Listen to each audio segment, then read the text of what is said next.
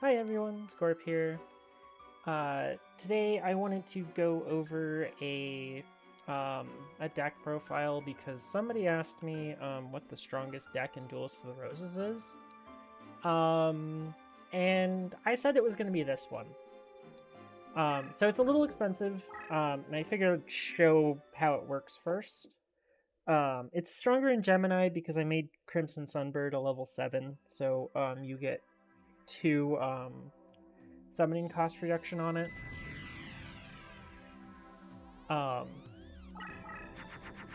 But that's probably not going to matter. What's going to matter is your opening hand. And this is a pretty solid opening hand. So we're basically just going to attempt to kill the AI before they get to play another card. So like if you were fighting another person, this would be infuriating to face.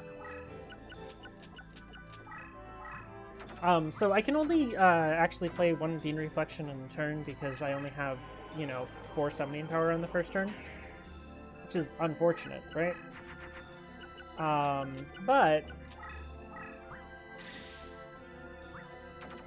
when you revive them with cards like Monster Reborn, you can still move the creature the same turn. You can't do the same thing with spells, but you can do it just fine with monsters, so we can do stuff like this. And we get to play a little bit of Solitaire. So basically the Heavy Storms are in the deck just in case your opponent Goblin bans you. And Magical Neutralizing Force Field. So yeah, I mean, this is one of those just super terrifying decks. Sparks are in there for like keeping the cost down. A lot of this deck is just keep the cost down cards.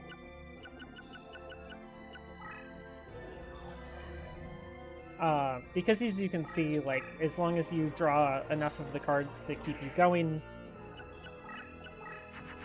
you're good for an entire turn. So our goal is to use Riryokus to hurt our opponent a bunch, and then we just draw our entire deck and kill them with a Tremendous Fire. After 2 Riryokus. That's the plan, at least. I probably will draw another Tremendous Fire. I'd like to get further through my deck right now. And that might be a mistake, but, I mean, we definitely kill next turn, so...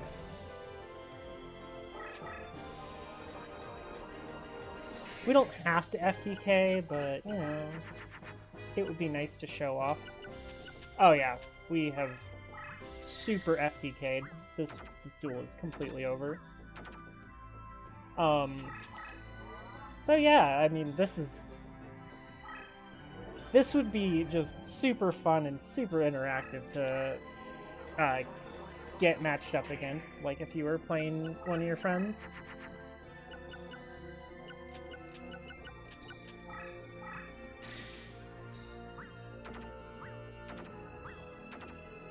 And we could have drawn the rest of our deck there if we wanted to, but we didn't need to.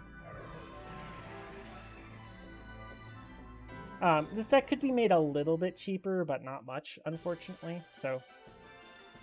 but this is right here why I would ban Riryoku.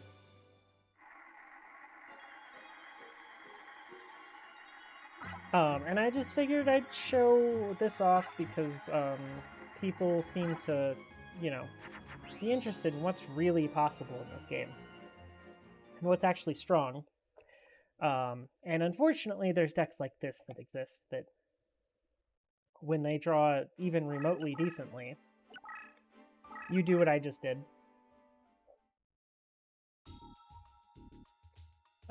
So going over the deck, it's definitely better in the Gemini mod where this is level 7, so this gets reused by 2 summoning power.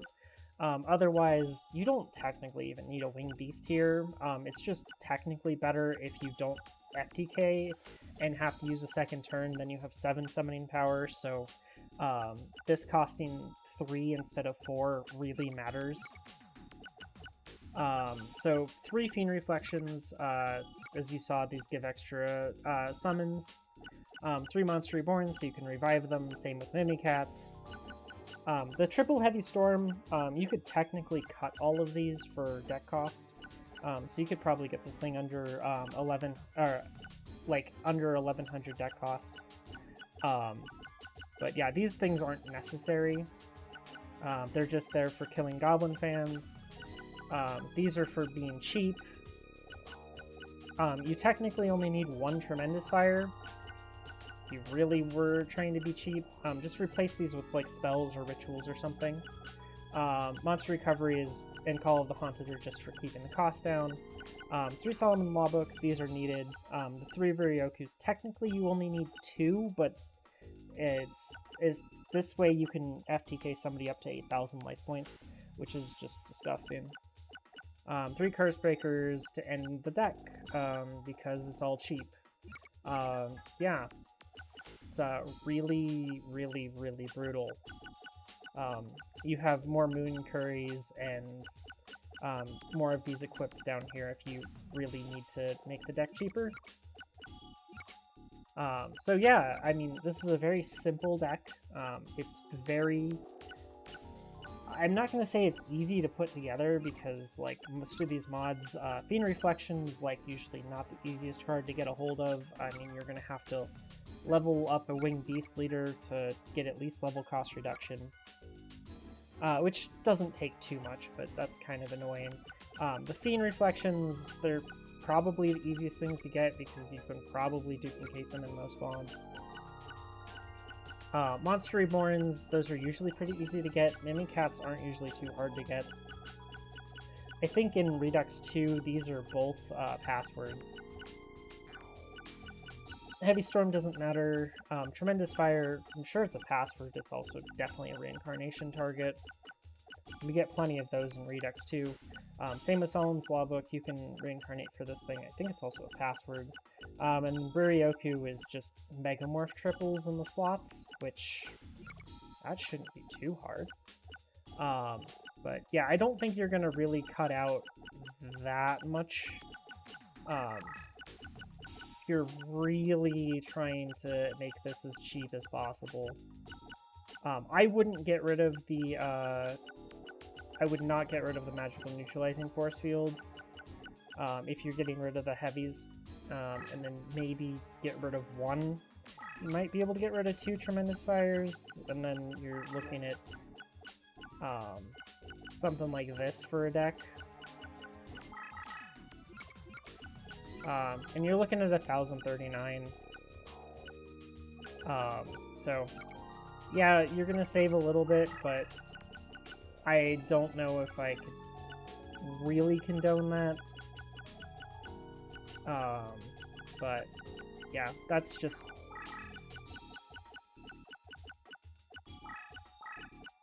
That's what I think you should do for a deck like this. Do one more game with it. It's not exactly the most interesting thing to duel with.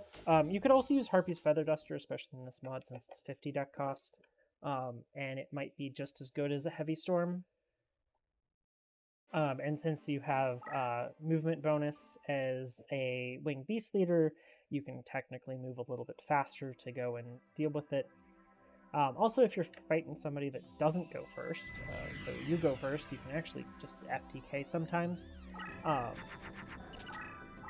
will say that you have probably about like a 60% chance to just draw a card that FTKs. This time we did not, so...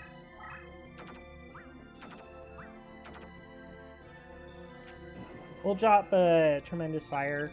That can extend our reach a little bit, so we only need 1 Ruryoku and 2 Tremendous Fires.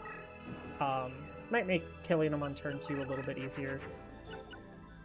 Wow, we literally just need a monster.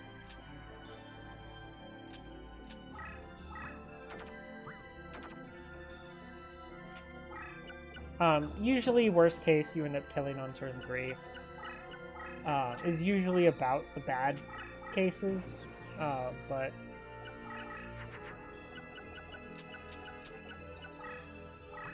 also, if you're making this deck more expensive, you can put in Ukazis.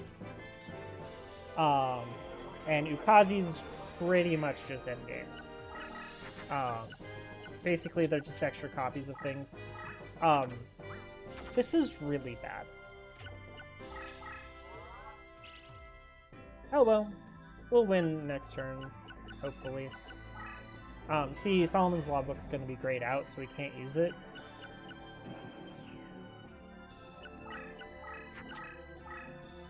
So, if there were a level 1 Winged Beast, you'd want to put that in the deck, possibly. But there isn't. If you have 2 level cost reduction, like we would in Gemini, you can put Trollbirds in the deck.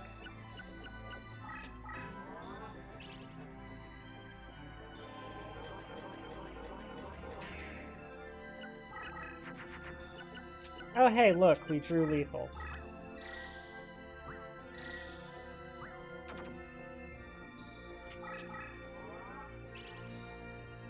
You can also open a hand like that and just instantly win too. Yeah, so that's when the deck bricks. That's when you, like, if you're fighting another person, like, they either have Goblin Fan and Magic Jammers or they lose. I don't know why I'm doing the slots. I have all the cards on this save file. We'll do one more just because that one was really bad. So I can show that I didn't just completely fluke the first game. And we'll go fight somebody like Yugi or something, so we can go first. But yeah, this deck is basically Solitaire. It's probably everything everybody hates about modern Yu-Gi-Oh!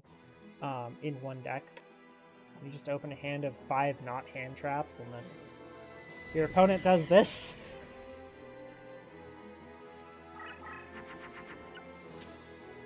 Ew.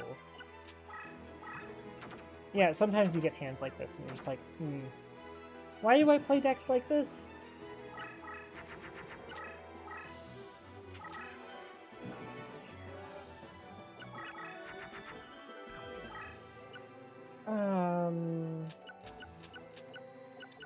Oh, that's really awkward.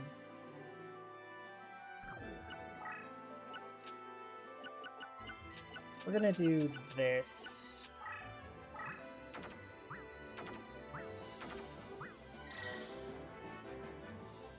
Okay. And then you do this.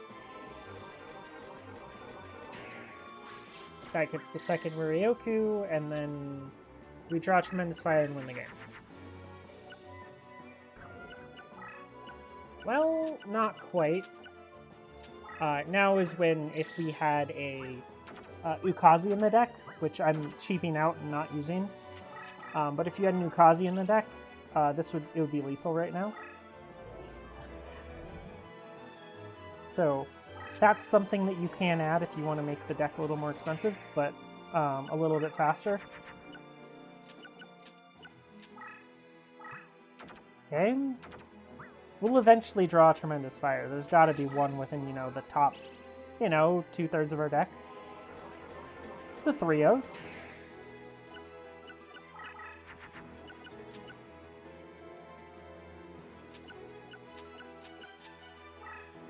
I mean, we have infinite draw power, so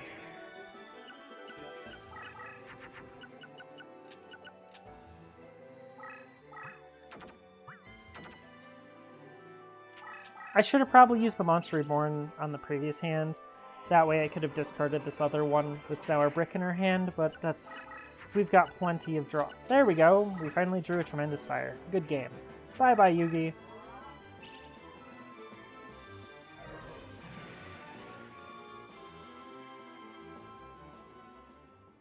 So yeah, this is one of those, gonna be relatively short because I don't really want to show off this deck too much because it's really boring. I would like to know what you guys' thoughts are on it. I mean, I know in the vanilla game, like, you can't get Riryoku. And if you were doing a tournament, I would assume that you're going to give people access to all the cards, except ban a couple cards. And I would say that Riryoku should be banned for many reasons, and this is literally number one. Because this deck only functions because of literally this card. This one really broken card. I mean, you could technically hit it pretty hard by removing Fiend Reflections, but, like, this isn't the problem card. I mean, to be fair, it's going to be one of the cards that is a problem. Like, this card plus Darkness Approaches is actually really, really, really nasty. You can do infinite turns with this card, or pretty close to it. Like, you can play several cards in one turn because of this card. Like, you could go from, like, you could literally just play out, like, half of your deck in one turn. And that seems pretty broken, so maybe it is a problem card, but, like, I don't see it as a really problematic card. It's just it's a symptom of this card being broken. So yeah, if you removed Riryoku, this deck would cease to exist. But I wanted to show it off because I really, really do think that this would be a tier 0 deck. Because you could play triple Magic Jammer, triple... like, we can put in all the cards that kind of technically stop this, or at least slow it down, right? Which is exactly 3 Goblin Fans and... where is... and 3 Magic Jammers, and that's lit... Call of the Grave technically would slow this thing down too. But I mean, if I have to put these 9 cards in every single one of my decks just to deal with this thing, that would be horrendous. And if I just go second, I just lose. Because, like, half the time they just, you know, start on something that I can't deal with. And then on top of that, if they brick turn 1, they just drop a Heavy Storm face down, and then they blow up all of these cards anyways. Oh man, it feels so bad. Also, if that deck wants to, it can play Dark Holes. Dark Hole is incredibly broken, so you can definitely put 3 of those in the deck, just in case things do go wrong. And if this deck really wanted to go, like, if you're really going for an expensive build of this deck, like, you can put in Darkness Approaches and put in Magician of Faiths for a backup plan. And there's some really expensive and really nasty spells. Also, I wasn't using Just Desserts. You could just turn it into a regular burn deck. This deck also doesn't have Samachi in it, so you can also add that. Really want to just make your opponent have a bad day. This is the kind of deck that'll make your opponent have a really bad day. So, I've rambled on long enough. Let me know what you guys think about a deck like this. I don't think this should exist, so, I mean, that's why I would just say that Riryoku is probably the only card in this entire game that should be banned. And, yeah. I hope you guys enjoyed. Tell me what else you guys think should be top tier meta, and if you were to fight one of your friends. Thank you all for watching, and have a nice day.